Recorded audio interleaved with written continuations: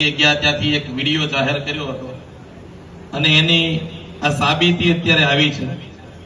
આ બધાની વચ્ચે એટલા માટે કહીએ કે આ ષડયંત્ર પાછળ શું હાથ છે આપને સમજાય।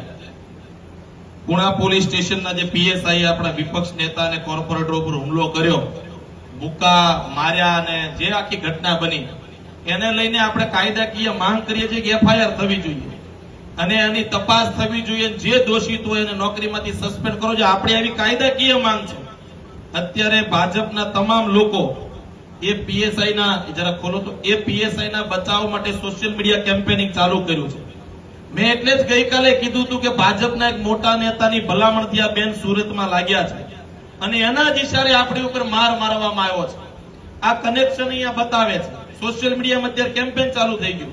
ભાજપ વાળા આ પીએસઆઈ બેનને બચાવવા માટે થઈને એવું અત્યારે લખે છે ગુંડાઓને માપમાં રાખવા બહુ સારું કર્યું। એક વિસ્તારમાં એક ભાઈનો હાથ તોડી નાખ્યો છે, એના પોતાના પુણા વિસ્તારનો જે ઘટના બની હતી આજથી 20-22 દિવસ પહેલાની ઘટના। આજ બેને એકનો કાન તોડી નાખ્યો, કાનમાંથી લોહી નીકળી ગયું। કાયદાના લીરે લીરા પોલીસ ઉડાડે અને પોલીસ જે ગુંડા જેવું વર્તન કરે અને આ ભાજપ બચાવવા નીકળી છે। એટલે આપણે સૌ જે પાયલબેન માટે લડીએ છીએ, મૂળ તમને બધાને સમજાય કે લડાઈ આપણે કોની સામે છે।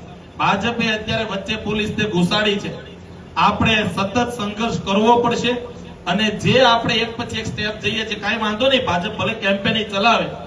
કોર્ટના દરવાજા પાયલબેને કીધું છે કે કોર્ટમાં જઈને આની સામે ફરિયાદી દાખલ કરશું, હ્યુમન રાઇટ્સ કરશું, મહિલા આયોગમાં ફરિયાદ કરશું, કાયદાકીય કાંઈ છોડવાના નથી।